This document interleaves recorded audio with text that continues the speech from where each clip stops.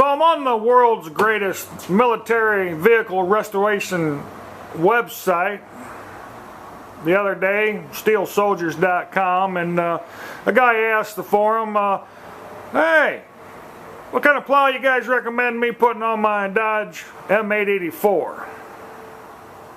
Well, here we have my Dodge M880. It's a 1977. And when I decided to put my plow on, I decided to go with the old school Meyers setup. I did that for a couple reasons. Let me get into that first. I wanted something that was period correct on my truck. I'm the type of guy that says, hey, I got round headlights on my truck. I want round headlights on my plow. Now this truck mount that you see here is an original setup from the 70s era. Dodge had a Snow Commander and a Snow Fitter package that they came out. They came with the Meyers setup. All the holes are already in the right spot in the frames. The brackets themselves are oblonged, you know, for rivets that are already existing for other purposes. I don't know if this is true with a Western or another type of a plow, but I know it is true with the Meyers. It's a straightforward bolt-on installation. No fuss, no muss. You get it, clean it up, paint it up, bolt it on, away you go.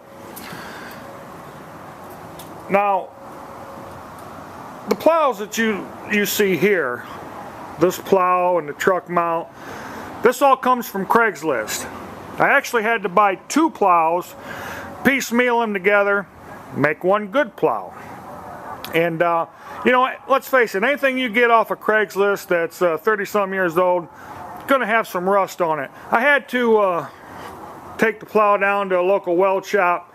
They put on a new mold board for me. I rebuilt the rams and everything. This here is a Meyers ST 7.6 plow, 7 foot 6 inches. It has the 3 trip springs. These I highly recommend. Some of these plows came with just 2 trip springs. That extra trip springs helps you out. If you got an opportunity to get 3, get the one with 3. This here is a Meyers E47 hydro plow pump. When we tore it apart and rebuilt it, it was date stamped 1978, so it's period correct. This isn't the plow pump that would have came with the Snow Commanders. The actual Snow Commanders and Snow Fitters were all hydraulic unit. They had a plow pump up here, and then they had a big old rigmarole deal. Had 2 rods blown into the firewall to operate the plow setup, the hydraulic setup. And a lot of the guys, you know, prefer the hydraulic setups. To me, I didn't want to do that because I didn't want to be blowing holes in my truck. But here's the deal. You go with an electric plow pump, you need to do something with your electrical system. Let's talk about this. These trucks came from Dodge back in the day with a 60 amp alternator. Hey, perfectly fine if you're running a hydraulic setup, but 60 amps is a little small to be running an electric pump. This here is a 100 amp alternator. I got it from Summit Racing. It's a direct bolt-on replacement. Made a big difference on my plowing operation. I did go ahead and added another charge wire to the system, so I've got the original 10 gauge wire that goes into the truck and runs the truck, and then I added another wire with a wired in fusible link. That's important to run straight into the battery. Okay, I did this just for peace of mind. I didn't want to be running a a 100 amp alternator on a charging system that was designed for 60 amps. A lot of guys say, oh yeah, it'll handle it. Well, you know, I don't know. I know I throw an extra wire on there, I should be good. Also had to upgrade the battery. This here is a 1,000 cranking amp battery, got it at Walmart, no big deal. 840 cold cranking amp. These two upgrades here, the bigger battery, the bigger alternator, really helps out when running an electric pump. Let me be perfectly clear on this. When you are setting up a plow truck, you know, you sit down, you say, well, how much plowing I'm going to do? Yeah.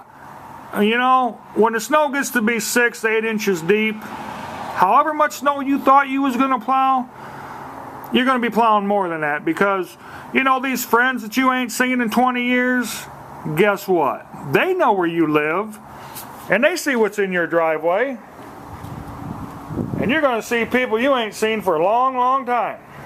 So trust me, when you set your truck up, go a little bit bigger than what you think you're going to need. You know, I don't plow professionally. You know, I do my stuff.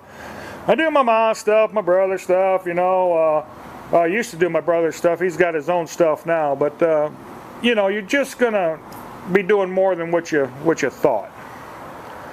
So be aware of that.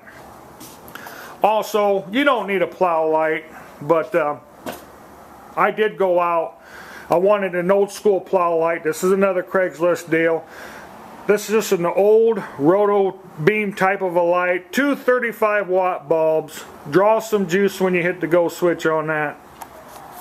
Speaking of switches, let's talk about the plow switches themselves.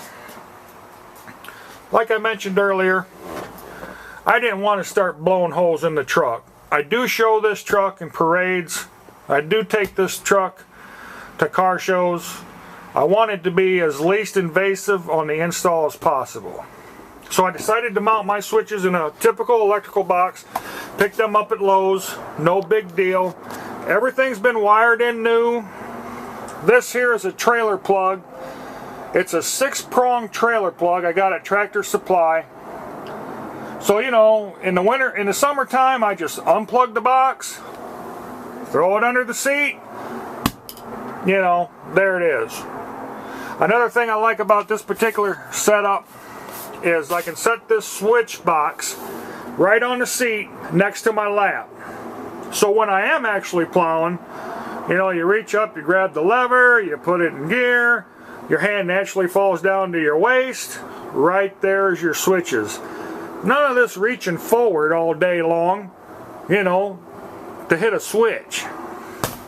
So I would recommend doing something similar to this. Whether you get a joystick set up or whatnot with your plow, you know, that's fine. But do something that's going to make you comfortable at the end of the day. You know, everything here has been wire brushed down, angle grinder, wire brush. You know, it's rusty, but it's trusty. You just gotta get in there and get a little dirty. Everything on my truck is Rust-Oleum on the plow. This is safety yellow. It's very close to the original Meyers yellow. The black is all satin black. You know, you wire brush them down, you prime them with a chip brush. Rust-Oleum, heavy rusty metal primer, I believe it's called. Stuff works good. Give it a day to dry. Start painting. So this is just what I decided to do on my project. It works great for what I do. These trucks are well suited for plowing. I've never gotten into something I couldn't get out of. And you know, no matter what you decide to do with your project, you know, good luck to you. Yeah, you got any questions, give us a shout on the forum. We'll see if we can help you out. And keep us posted. We'll see you later, and goodbye.